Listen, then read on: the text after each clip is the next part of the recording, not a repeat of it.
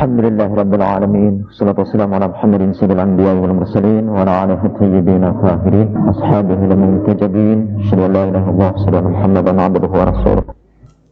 Hadis-hadis ini yang saya beri judul Al-Mu'minu wal Bala'u, mukmin dan bala. Beberapa waktu yang lalu ada tamu dari Mawe hadir ke sini, dan selain silaturahmi dia mempunyai beberapa pertanyaan. Salah satu di antara pertanyaannya ialah, kita ini disuruh membaca sholawat kepada Rasulullah Shallallahu Alaihi Wasallam dan keluarganya. Kan dalam doa kita berdoa semoga kesejahteraan dan keselamatan dilimpahkan kepada Muhammad dan keluarganya. Nah, yang jadi pertanyaan beliau ini ialah, mengapa sepanjang sejarah keluarga Nabi itu selalu celaka? Jadi Ali dibunuh ketika salat, Hasan diracun, Hussein dibantai di Karbala. Seluruh itu keluarga Nabi itu ternyata selalu celaka saja. Padahal kita berdoa semoga kesejahteraan dan keselamatan disampaikan kepada keluarga Nabi. Apakah itu berarti bahwa doa jutaan kaum muslimin sepanjang sejarah itu tidak didengar oleh Allah Subhanahu wa Ta'ala? Itu pertanyaan orang itu. Lalu saya mengatakan kita mendoakan kesejahteraan itu di situ bukan saja pada keluarga Nabi, juga kepada Nabi. Dan bahkan yang berdoa seperti itu untuk Nabi itu bukan hanya kita saja, tetapi juga para malaikat. Innallaha malaikatahu yusholluna 'alan nabi. Ternyata Nabi itu dalam sejarah hidupnya, hampir seluruh hidup Nabi itu dalam keadaan miskin dari secara ekonomis. Kemudian dalam perang Uhud, Nabi pernah terluka sampai salah satu di antara baju besinya, helmnya, penutup kepalanya masuk ke dalam gerahamnya. Dia juga diusir dari negerinya. Apakah para malaikat juga ini tidak diijabah doanya? Bahkan bukan saja para malaikat, kalau itu ukuran keselamatan itu, bahkan Allah pun ternyata tidak berhasil juga. Innallaha wa malaikatahu yusholluna 'alan nabi. Allah juga kan memberikan kesejahteraan dan keselamatan kepada Nabi, tapi ternyata tidak. Buktinya seringkali Nabi tidak selamat. Kemudian kalau kita lanjutkan, ini kaum muslimin ini memang mungkin banyak kekurangannya, tapi dibandingkan dengan kaum kufar, kita adalah kaum yang paling baik di sisi Allah. Kuntum khairu ummatin ukhrijat linnas. Walaupun kita tidak perlu melanjutkan ayat itu. Toh kaum muslimin sekarang panjang sejarah, dan sekarang ini di mana-mana menderita penindasan. Tidak usah kita sebut orang-orang Palestina yang selama puluhan tahun terus-menerus menderita saja, atau orang-orang Islam yang tinggal di Kashmir yang sekarang ini mendapat penindasan yang luar biasa dari tentara-tentara India, atau orang Islam di India, bahkan orang Islam di negara-negara Eropa Timur yang justru menghadapi penindasan yang lebih keras setelah adanya glasnost dan perestroika, atau Islam di Azerbaijan. Jadi Islam kok di mana-mana ditindas saja. Di samping secara ekonomis umat Islam itu dilanda kemiskinan. Sekarang umat Islam di Indonesia dilanda musim kekeringan yang cukup lama. Padahal katanya dalam Al-Quran disebutkan, ulaika alaihim sholawatum mirabbihim warahmah. Nah, karena pertanyaan kawan saya dari Mawe itu, maka saya kumpulkanlah hadis-hadis yang akan kita bicarakan sekarang ini. Hadis yang pertama, al-mu'minu baina khamsi syada'ida. Seorang mukmin itu selalu berada di antara 5 hal yang berat. Syada'id dari kata syadid, sesuatu yang berat. Orang mukmin itu selalu mendapat tantangan 5 hal yang berat dalam hidupnya. Jadi kalau saudara mukmin, pasti saudara ini harus mempunyai 5 hal ini. Saudara ini harus menghadapi yang 5 hal ini kalau saudara mukmin. Al-mu'min baina khamsi syada'id. Pertama apa? 1, mu'minun yahsuduhu. Ada orang mukmin lagi yang iri hati kepadanya. Jadi orang mukmin itu tantangan yang pertamanya, dia diiri hati oleh orang mukmin lagi.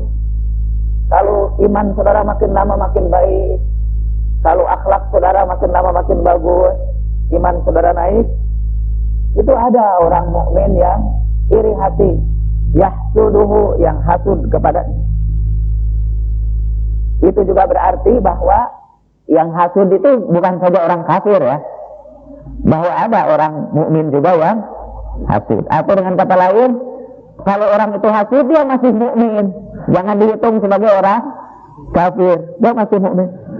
Malah Al-Quran itu mengatakan kalau ada orang Islam yang memerangi kita, itu masih disebut mukmin oleh Al-Quran, walaupun memerangi kita. Wa in ta'ifatani minal mu'minina iqtatalu. Kalau ada 2 kelompok dari kaum mukminin yang saling berperang, itu Al-Quran menyebutnya in ta'ifatani minal mu'minin. Tidak yang disebut satu mukmin, satu kafir. Dua-duanya mukmin, tapi iqtatalu, tapi mereka itu berperang. Nah, karena apa umumnya orang mukmin itu berperang? Salah satu di antaranya karena hasud, karena iri hati. Ada satu ayat Al-Quran yang berbunyi, ayahsudunan nasa ala ma atahumullahu min fadlih. Mengapa mereka iri hati kepada manusia tertentu yang karena Allah memberikan karunia-Nya kepada mereka. Kemudian Imam Ja'far As-Shadiq mengatakan, nahnu annas, kamilah manusia yang dimaksud dengan ayat ini, yaitu ahlul bait, yang sepanjang sejarah selalu menderita karena hasudnya sesama kaum mukminin, karena iri hati pada kedudukan mereka yang terpuji di sisi Allah. Yahsudunan nasa ala ma atahumullahu min fadlih, iri hati kepada kedudukan yang mulia ini. Bukan karena apa-apa, akhlak mereka bagus ya. Biasanya ada orang mukmin yang akhlaknya bagus, mestinya semua orang senang kepadanya, tapi ada saja yang benci kepadanya. Itu bencinya itu tidak lain karena hasud.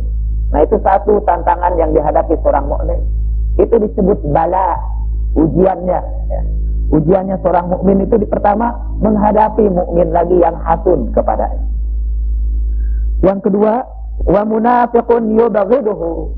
Yang kedua, orang mukmin itu akan menghadapi orang munafik yang membencinya.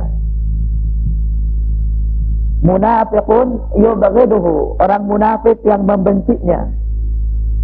Mungkin orang munafik itu tidak pernah dirugikan oleh dia, tidak pernah diserang oleh dia, tapi benci saja kepadanya karena kemunafikannya.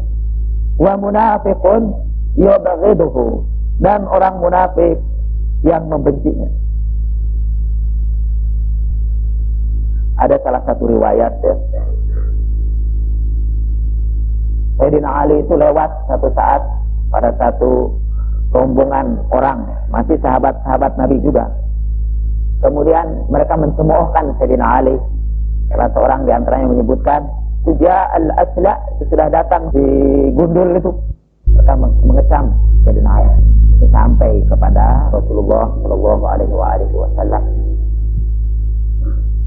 Dan Rasulullah kemudian mengumpulkan sahabat-sahabatnya, dan kemudian beliau berkata, yang kemudian terkenal ya hadis itu, la tasubbu ahadan min ashabi, janganlah kamu maki-maki seorang pun di antara sahabat-sahabatku itu. Nah, kemudian juga Rasulullah bersabda kepada Sayyidina Ali, ya Ali, la yuhibbuka illa mu'min wa la yubghiduka illa munafiq. Wahai Ali, tidak akan mencintaimu kecuali mukmin dan tidak akan membencimu kecuali orang munafik. Hadis ini diriwayatkan juga dalam Sahih Muslim. Jadi yang kedua, itu orang mukmin itu harus menghadapi orang munafik yang membencinya. Mungkin tanpa alasan apa-apa. benci saja kepadanya. Itu sekali lagi alasannya hanya karena dia ini seorang munafik. Allah ini memasukkan rasa benci pada hati orang munafik terhadap orang-orang mukmin. Jadi kalau Anda dalam hidup ini mungkin bercita-cita ingin disayangi semua orang, ya. Sampai saudara beli buku Dale Carnegie, How to Win Friends and Influence People, bagaimana merebut kasih sayang orang, ya, dan mempengaruhi orang banyak. Saudara ingin disayangi orang banyak, itu percayalah, pasti saja kalau saudara berusaha sebaik mungkin supaya disenangi orang banyak, pasti ada yang benci kepada saudara. Pasti, walaupun tidak ada alasan apa-apa, dia tidak dirugikan, tidak pernah diserang, terus dia tetap benci kepada saudara. Karena sekali lagi Allah masukkan rasa benci terhadap orang mukmin pada hati orang-orang munafik. Orang munafik itu selalu benci kepada orang mukmin. Dalam Al-Quran disebutkan sudah terbit kebencian dari mulut-mulut mereka. Wa ma tukhfi suduruhum akbar. Yang disembunyikan dalam hati mereka itu lebih besar lagi kebencian. Mungkin dari mulutnya keluar kebencian itu, tapi yang disembunyikannya itu akbar, lebih besar lagi. Jadi kalau Anda mau menjadi mukmin, siap-siaplah menerima kebencian orang munafik. Yang ketiga, wa kafirun yuqatilu. Yang ketiga, ini orang kafir yang terus-menerus memerangi dia. Itu kalau tidak jadi mukmin tidak akan berhadapan dengan orang kafir, ya. Malah mungkin bersahabat dengan orang kafir, karena kalau tidak mukmin kita kafir. Ya, tapi kalau mukmin itu harus selalu siap menghadapi kafirun yuqatilu, orang kafir yang memerangi dia, melawan dia, berusaha membunuh dia. Nah, ini semua kita sebut tantangan eksternal, ya, dari di luar diri kaum mukmin. Dari diri kita ini kita akan menghadapi tiga hal ini di luar kita. Mu'minun yahsudu, munafiqun yubghidu, wa kafirun yuqatilu. Nah, kemudian dari diri kita ini juga, dari diri kita, dari internal, dari dalam batin kita akan ada dua tantangan lagi. Wa nafsun tunazi'uhu, dan nafsu yang selalu menentangnya. Jadi kalau kita mau berbuat baik, itu nafsu selalu melawannya. Innan nafsa la'ammaratun bisu. Nafsu itu selalu memerintah kita kepada kejelekan. Kita ingin baik, selalu ditentang oleh nafsu kita, oleh keinginan diri kita, oleh ambisi kita, oleh hasrat-hasrat diri kita. Itu selalu menghalang-halangi kita. Wa nafsun tunazi'uhu. Kalau seorang mukmin mau bersedekah misalnya, saya khawatir kalau saya nyebut-nyebut sedekah, ya nanti saya sedang kesulitan uang dan meminta bantuan saudara-saudara untuk membantu saya. Jadi contohnya tidak akan sedekah, itu contohnya saya simpan di ujung. Kalau misalnya saudara mendirikan proyek amal saleh lah, sebutlah mendirikan sebuah madrasah, pesantren atau majelis taklim, ya. Saudara akan menghadapi tadi itu, ada orang mukmin juga yang tidak senang sama kegiatan saudara. Mestinya senang karena itu untuk tujuan Islam. Kesenangannya bukan apa-apa, khawatir disaingi, ya, tersaingi. Kalau saya punya majelis taklim, jemaahnya misalnya ribuan, ya. Alhamdulillah jemaah kita tidak ribuan. Kalau ribuan itu akan mengundang saudara kita yang mukmin juga, saudara-saudara kita yang iri hati kepada kita. Yang kedua, sudah pasti akan dibenci oleh orang-orang munafik. Yang ketiga, orang-orang kafir pasti juga akan berusaha menghalang-halangi usaha kita, memerangi amal saleh kita. Itu harus siap. Nah, tapi juga bukan itu yang paling berat. Nafsu kita, diri kita juga sering menghalang-halangi, kadang-kadang mengembuskan keputusasaan. Sudah, jangan dilanjutkan, kamu capek-capek, apa dapat duit juga tidak. Sekarang malah dapat kebencian orang banyak, ya. Mendingan sudah kamu kembangkan saja karir kamu. Itu nafsu tunazi'u, ya. Nafsu kita ini sering, diri kita ini juga sering memerangi kita, melawan kita, tidak menyetujui pikiran-pikiran kita ini. Wasyaitanun yudillu, Kemudian ada setan juga yang setiap saat siap menyesatkan mukmin itu. Itu dari diri kita, dari syaitanun yudillu. Nah, itu yang pertama. Dan yang hom syada'id, 5 tantangan yang berat itu yang disebut bala bagi seorang mukmin. Ujian bagi seorang mukmin. Jadi yang disebut selamat itu bukan tidak mendapat ujian, bukan tidak pernah mendapat iri hati orang lain, bukan tidak pernah dibenci atau diperangi oleh orang-orang kafir, bukan. Tapi yang disebut keselamatan, sholawat dan sebagainya itu artinya keselamatan menghadapi ujian-ujian itu. Selalu lolos dari ujian itu dalam keadaan selamat. Itu akan kita bacakan nanti. Orang mukmin itu akan selalu diberi ujian-ujian oleh Allah Subhanahu wa Ta'ala. Pernah ada orang datang kepada Imam Ja'far As-Shadiq. Orang ini pernah mendengar satu riwayat dari Abu Dzar Al-Ghifari. Abu Dzar itu katanya pernah berkata begini, salasatun yubghiduhan nasu wa ana uhibbuha. Kata Abu Dzar, ada 3 hal yang dibenci oleh manusia, tetapi aku menyenanginya. 3 hal yang dibenci manusia, tapi aku menyenanginya. Uhibbul maut, wa uhibbul faqr, wa uhibbul bala. Aku ini menyenangi mati. Aku menyenangi kefakiran, dan aku menyenangi bala. Aku menyenangi kesusahan itu, kesulitan itu. Itu disampaikan, orang itu aneh kok Abu Dzar itu menyenangi 3 hal itu yang sesungguhnya dibenci oleh manusia. Kemudian Imam Ja'far menjawab, hadza laisa ala ma yarwun, inna ma'ana. Sebetulnya bukan begitu yang dimaksud itu. Kata Abu Dzar itu sebetulnya begini, al mautu fi ta'atillah ahabbu ilayya minal hayati fi ma'siyatillah. Mati ketika taat kepada Allah itu lebih aku cintai daripada hidup dalam maksiat kepada Allah. Itu yang disebut. Jadi uhibbul maut itu tidak lengkap itu kalimat itu. Bukan mencintai mati. Ya, kalau orang yang senang mati itu bunuh diri. Bukan. Tapi aku mencintai kematian karena taat kepada Allah daripada kehidupan dalam maksiat kepada Allah. Sayyidina Ali karramallahu wajhah pernah berkata, al-mautu fil hayati maqhurin wal hayatu fil mauti qahirin. Yang disebut mati itu adalah hidup yang dikalahkan, hidup yang tertindas, hidup yang terhina. Dan yang disebut hidup itu, kata Sayyidina Ali, adalah kematian yang memenangkan. Kalau mati kita itu memberikan kemenangan kepada kaum muslimin, itu yang namanya hidup. Tapi kalau hidup kita ini hanya mendatangkan kehinaan bagi kaum muslimin, itu kematian. Ini mungkin rada rumit ya. Sebetulnya tidak rumit. Jadi hidup yang sebenarnya ialah dalam kematian untuk menegakkan Islam. Itu hidup yang sebenarnya. Bal ahya, itulah mereka yang hidup inda rabbihim, di sisi Tuhan mereka.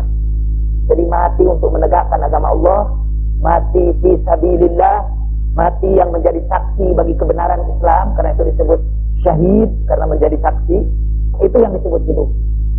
Sementara hidup itu yang menghinakan Islam, yang hanya mendatangkan kesengsaraan bagi kaum muslimin, yang merugikan citra Islam, itu yang disebut kematian sebetulnya. Walhasil betapa banyaknya orang-orang hidup yang mati, dan betapa banyaknya orang-orang mati yang hidup.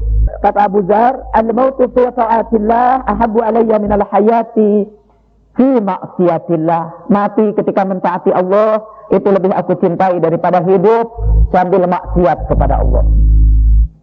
Yang kedua, wal faqru fi ta'atillah ahabbu ilayya minal ghina fi ma'siyatillah. Kemiskinan dalam keadaan taat kepada Allah itu lebih aku cintai daripada kaya dengan maksiat kepada Allah. Kalau boleh memilih antara miskin sambil taat dengan kaya sambil maksiat, itu aku akan memilih miskin dalam ketaatan kepada Allah daripada kaya dalam maksiat kepadanya. Habis ya. yang boleh jadi dibuat oleh orang-orang kaya. Hadis itu yang berbunyi kadal faqru ayyakuna kufra. Itu orang-orang miskin itu cenderung untuk menjadi kafir. Itu dibuat oleh orang-orang kaya itu, untuk merendahkan orang-orang miskin. Hadisnya dhaif, ada tahu semua. Tapi ada ayat Al-Quran yang jarang disebut itu, apalagi sekarang jarang disebut. Ayat Al-Quran dalam surat Al-Alaq ini. Innal insana la yatgha ar-ra'ahu istaghna. Innal insana la yatgha. Itu pakai inna, itu artinya sesungguhnya. Innal insana, sesungguhnya manusia, la-nya itu la, huruf taukid juga, sungguh-sungguh. Innal insana la yatgha. Sungguh manusia itu benar-benar durhaka. Ar-ra'ahu istaghna. Kalau merasa dirinya itu sudah kaya. Itu ada dalam Al-Quran. Itu bukan dhaif. Tidak ada ayat Al-Quran yang dhaif. Jadi lebih cenderung maksudnya gini, bukan ada semua orang kaya itu lawat kok ya. Misalkan kaya ini tidak lawat kok. Bukan. Tapi orang yang kaya itu cenderung kekayaannya itu akan membawa dia kepada kemaksiatan. Lebih mudah kekayaan membawa kepada kekafiran daripada kefakiran. Kalau tadi kan kefakiran itu mudah membawa kepada kekufuran. Ya. Tidak, yang lebih mudah membawa kepada kekufuran itu kekayaan. Mengapa? Ya? Dalam Ihya malah disebutkan. Itu banyak, apalagi di zaman modern sekarang ini. Untuk maksiat itu diperlukan biaya. Perlukan biaya. Dan orang miskin kadang-kadang tidak jadi berbuat maksiat karena tidak ada biayanya. Nah, sementara orang kaya itu bisa ditunjang dengan biaya, dia ada biayanya. Jadi ada biaya itu untuk maksiat itu. Tapi kalau maksiatnya lebih canggih, biayanya juga lebih besar. Kalau Anda mau membobolkan uang dari bank lewat komputer, Anda harus gunakan komputer lagi. Tidak bisa lewat dongkrak. Dan kadang-kadang kalau orang itu maksiat dengan biayanya yang kecil, maksiatnya kecil. Maksiatnya kecil. Kalau saudara mau korupsi agak besar, itu harus ada modal dulu. Agak besar. Kalau modalnya cuma dongkrak, ya itu paling-paling hanya bisa ngambil paling tinggi televisi yang bisa kita ambil. Tapi kalau saudara modal dulu, beli mobil, bawa mobil, kemudian membongkar rumah, ambil bisa bawa banyak. Jadi makin banyak ininya modalnya, makin tinggi juga tingkat kemaksiatan yang dilakukan orang. Nah itu mereka minta perlindungan hari tua. Nah itu orang-orang miskin ya, yang mau memanfaatkan profesi mereka ini sulit kalau tidak ada biaya. Hanya orang-orang kaya itu yang bisa terus-menerus melakukan kemaksiatan itu dengan dukungan harta kekayaannya. Jadi saya seringkali tidak enak kalau dengar hadis adal fakru ayyakuna kufra. Sebut-sebut itu kan dalam seminar-seminar pembangunan. Tahu pentingnya kita menyelamatkan orang-orang miskin itu sambil mengcaci-maki mereka. Orang miskin itu mereka miskin karena mereka malas, tidak punya semangat wira swasta. Macam-macam itu. Cuma secara ilmiah kita bungkus sekarang. Jadi kita ini kaya, mengapa orang-orang barat itu kaya raya? Karena mereka punya jiwa wira swasta. Entrepreneurship-nya tinggi, mereka pekerja keras, mereka kreatif, mereka pintar. Sifat-sifat kebaikan hampir mendekati maksum diberikan kepada orang-orang yang kaya itu. Sementara kepada orang miskin ditimpakan seluruh kejelekan. Mereka itu malas, mereka itu tidak bekerja keras, mereka itu fatalistis dan percaya betul kepada nasib, mereka sering percaya kepada takhayul, mereka tidak berpikir rasional. Tapi ada seorang ilmuwan menulis buku judulnya The Poverty Culture, kebudayaan kemiskinan. Jadi orang miskin itu memang miskin karena wataknya itu menyebabkan mereka miskin. Biasanya kalau para cendekiawan berbicara untuk mengatasi masalah kemiskinan, itu permulaannya ialah mendaftar segala kejelekan orang miskin itu. Lalu kita sebagai orang kaya sekarang punya punya misi yang utama untuk menyebarkan kebaikan kita kepada mereka. Kita ini kan akhlaknya baik, kreatif, memiliki jiwa entrepreneurship, itu yang harus kita tanamkan kepada orang-orang miskin. Harus tidak puas karena kita ini orang kaya itu mau mengambil resiko, risk-taking. Sementara orang-orang miskin itu takut mengambil resiko.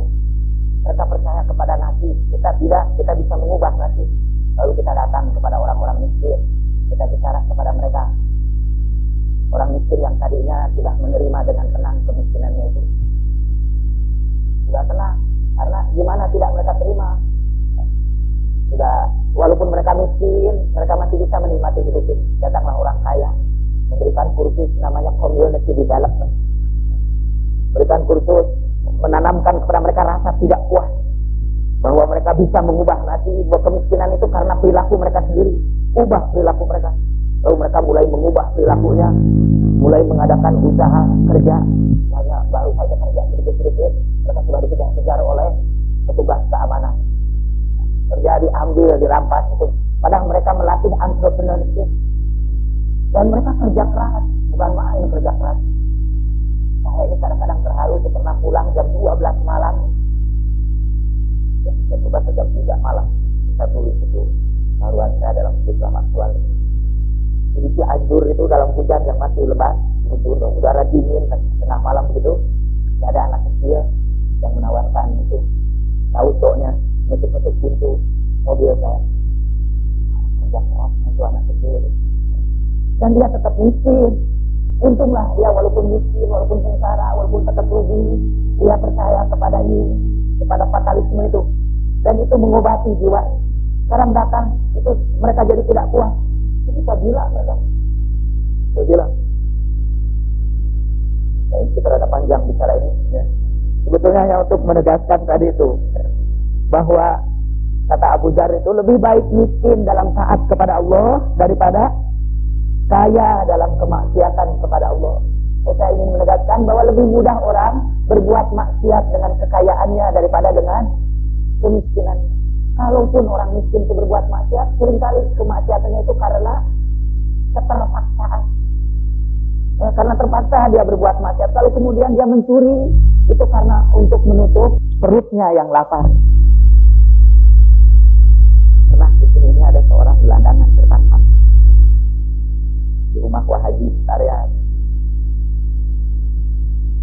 Kemudian tangkap, kasihan Wah Haji itu melihat ternyata dia seperti kelaparan.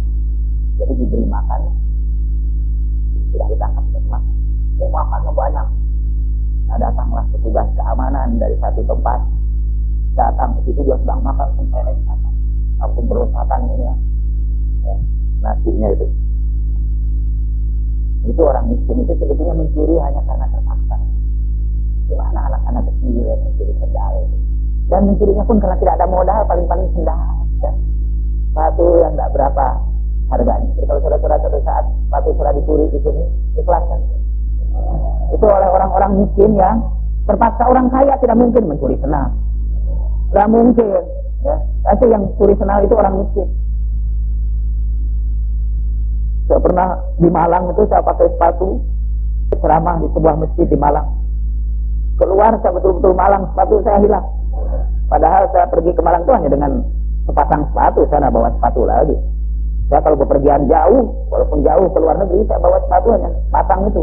Tidak seperti para biduan kan, satu koper sepatu. Saya enggak, itu hilang. Saya mikir ini apa sih yang curi sepatu ini orang miskin. Saya doakan saja mudah-mudahan dia bisa menjual sepatunya dengan harga yang cukup. Karena sekali lagi tidak mungkin orang kaya mencuri sepatu. Tidak mungkin. Kalaupun ada orang kaya yang curi sepatu, itu penyakit itu penyakit jiwa, itu yang tidak normal. Orang kaya yang normal tidak curi sepatu, mereka curinya jutaan.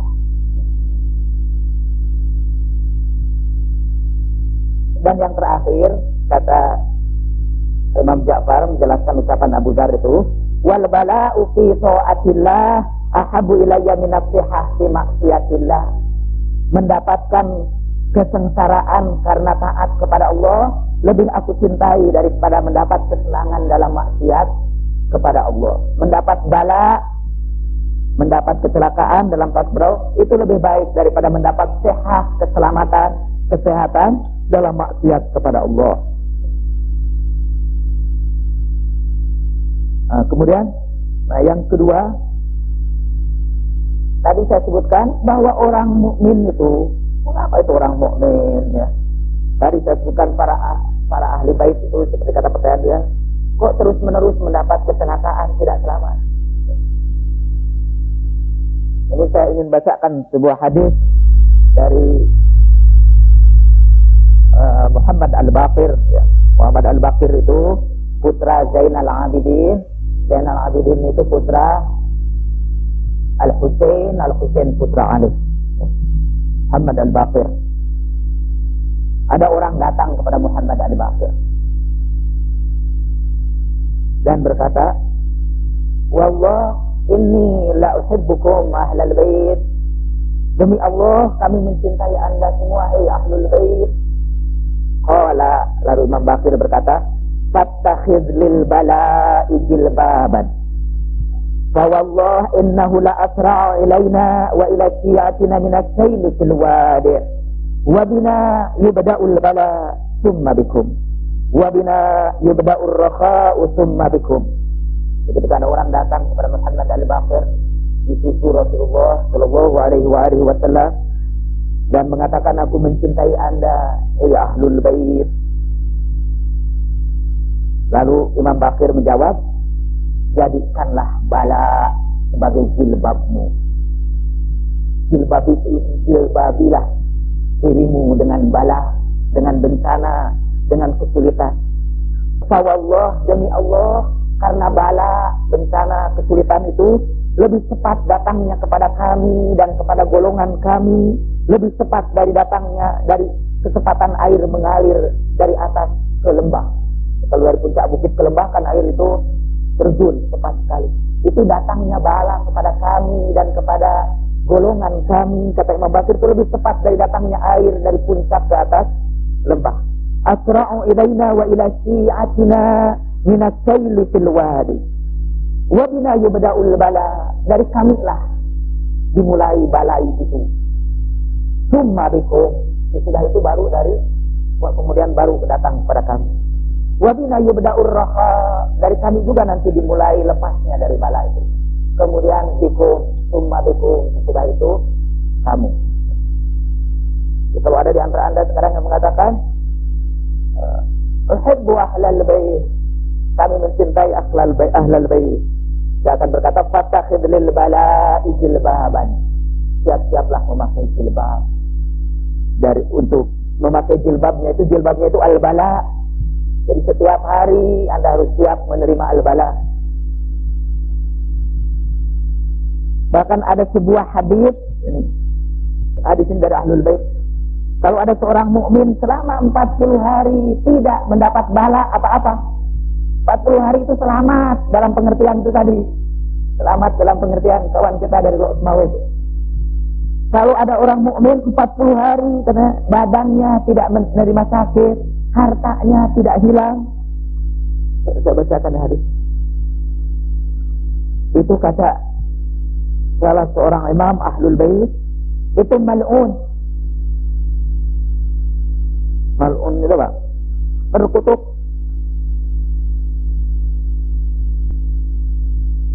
Dari Ja'far bin Muhammad. Mal'unun. Terkutuk. Kullu badanin la yusabu fi kulli 40 yawman. Yang tidak dapat musibah dalam 40 hari. Jadi kalau dalam waktu 40 hari Anda lolos, tidak ada musibah sama sekali, nikmat saja beruntun terus menerus, itu mal'un. Itu Anda sudah ditinggalkan oleh Allah Subhanahu wa taala. Kalau Anda itu terus menerus ini.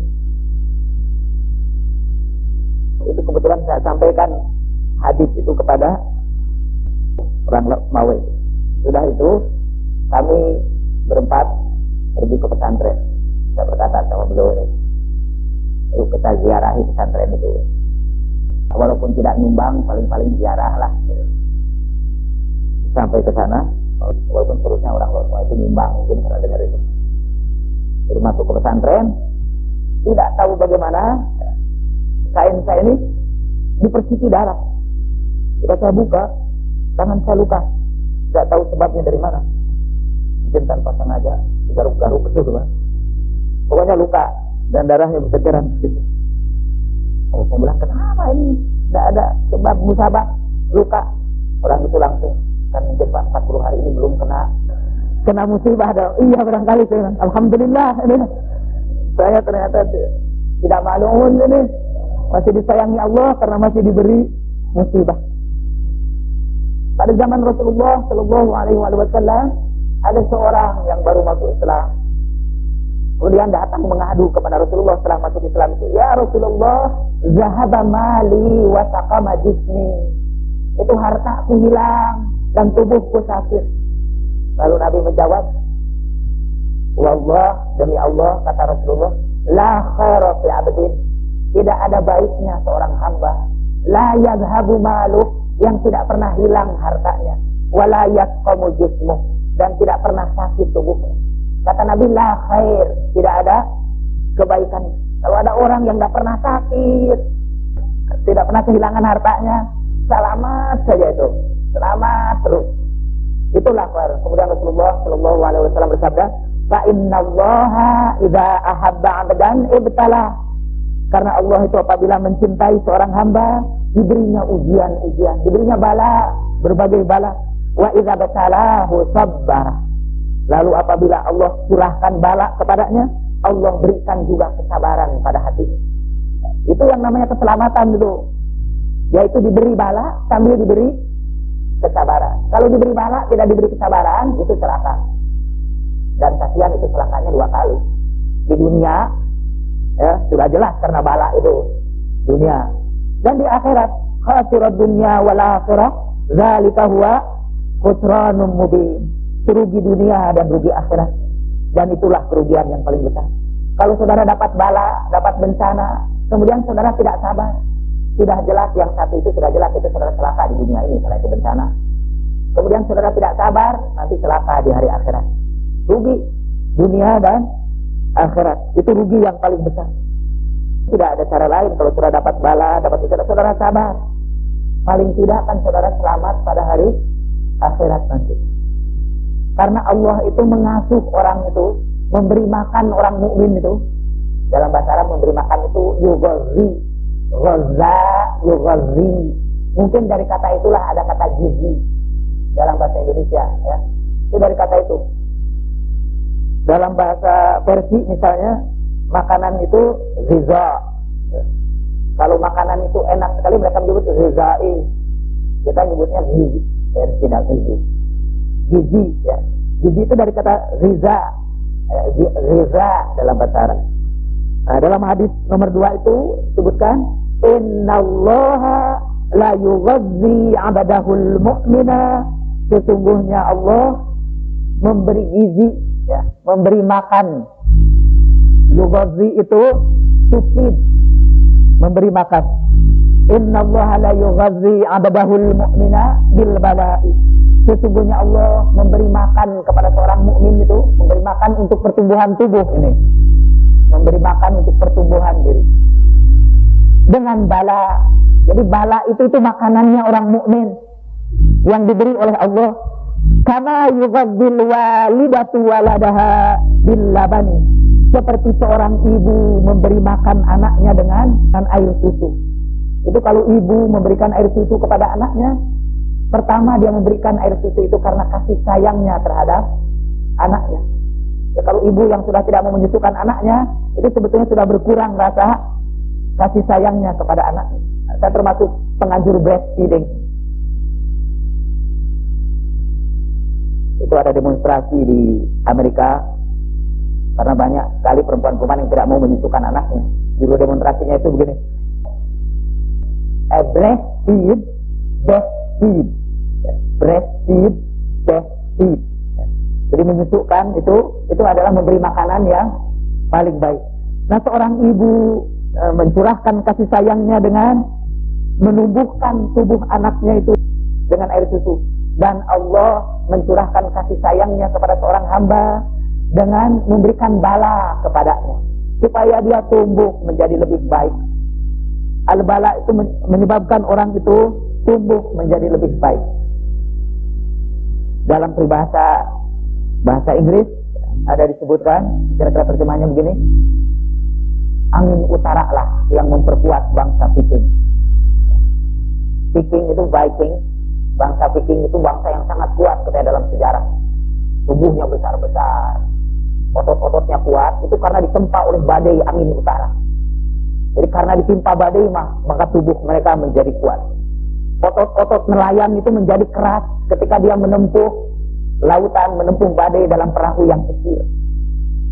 Sampai Alexis Carrel dalam bukunya Misteri Manusia mengatakan salah satu bencana manusia modern ialah kita ini terlalu senang hidup ini, sehingga tubuh kita ini menjadi tubuh yang paling lemah dalam sejarah. Kita jarang berjalan kaki karena kita punya kendaraan bermotor. Akibatnya kaki-kaki kita ini sangat lemah, kalah sama kaki manusia-manusia terdahulu.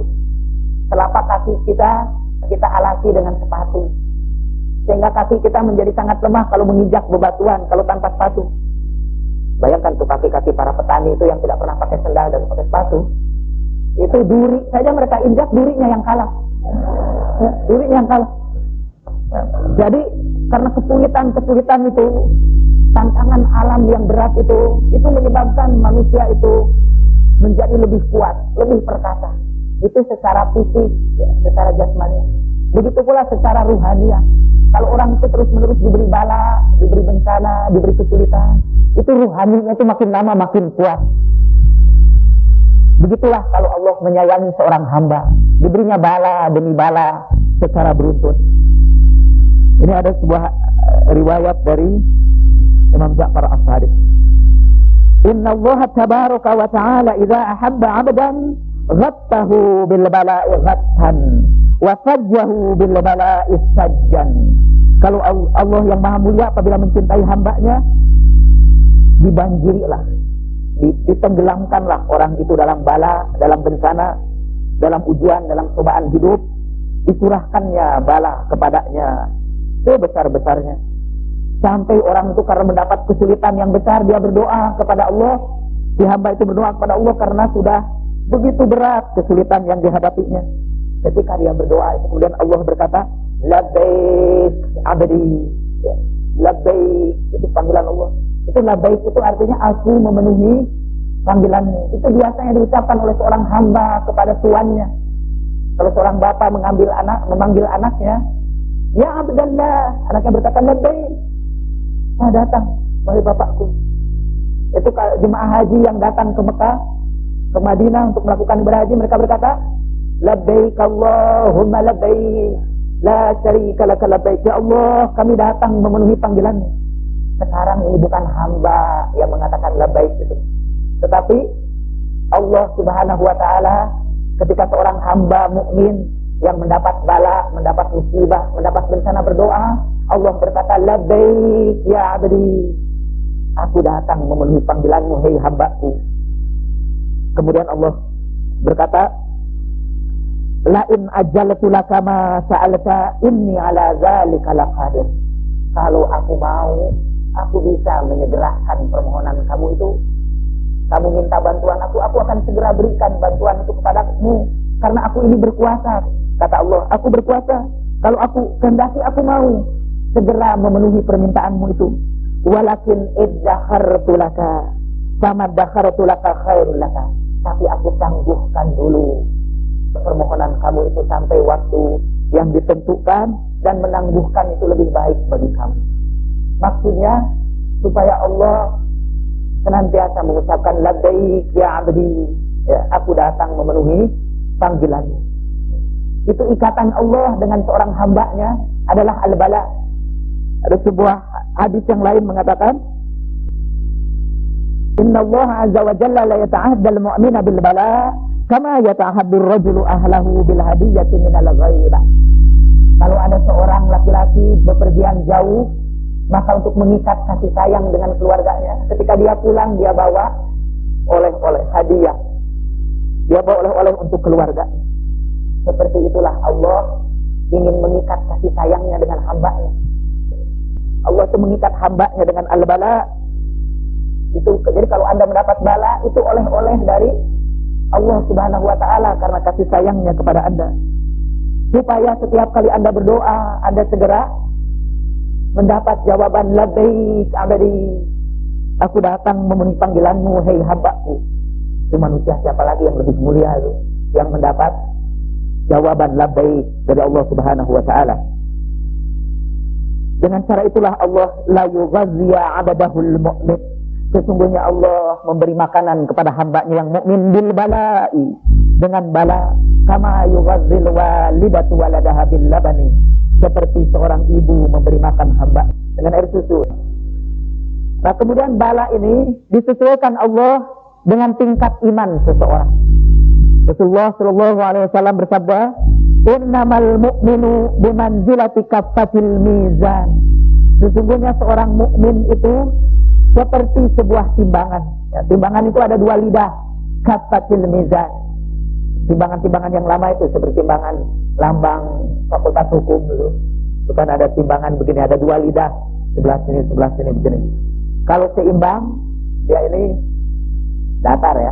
Kalau tidak seimbang, yang satu menurun, yang lain menaik. Nah, seorang mukmin itu selalu dalam keadaan kaffatil mizan. Artinya dalam keadaan timbangan begini, selalu begini. Jadi tidak begini atau tidak begini, selalu dalam keadaan balance, seimbang. Kullama zida fi imani, setiap kali imannya bertambah, zida fi bala'i, ditambah juga bala. Jadi kalau ini timbangan seorang mukmin itu di sini iman, di sini bala. Nah, supaya tetap seimbang, kalau imannya bertambah, balanya juga ditambah. Kalau imannya bertambah, balanya tidak, itu akan tidak seimbang lagi seorang mukmin itu. Jadi seorang mukmin itu keseimbangannya itu, kalau kita sering dengar dari mubalik, Islam itu mengajarkan keseimbangan. Jadi kita harus lebih banyak, kita harus cari dunia sama banyaknya dengan cari akhirat. Itu tidak benar. Al-Quran sudah mengatakan akhirat harus lebih diutamakan daripada dunia. Walal akhiratu khairul laka minal ula. Akhirat jelas harus didahulukan daripada dunia. Yang timbangan itu yaitu Anda siap-siap setiap kali Anda mau menambah iman Anda, maka bala itu akan ditambah. Nanti pada 8:30 ini insya Allah akan ada salah seorang yang akan menyatakan keislamannya di sini di hadapan saudara-saudara. Bermula beliau ini dari agama Buddha. Itu sebetulnya kita harus menyampaikan kepada beliau itu tadi. Kalau mau masuk Islam, siap-siaplah menerima al-bala, siap menerima bencana. Ada kawan saya dari Kiti itu yang mengeluh, itu heran, katanya. Itu banyak orang-orang Cina, orang Tionghoa yang masuk Islam itu, yang semula maju ekonominya, begitu masuk Islam, rugi itu. Memang harus siap menjilbabi diri dengan al-bala. Battakhidul bala ajilbaban.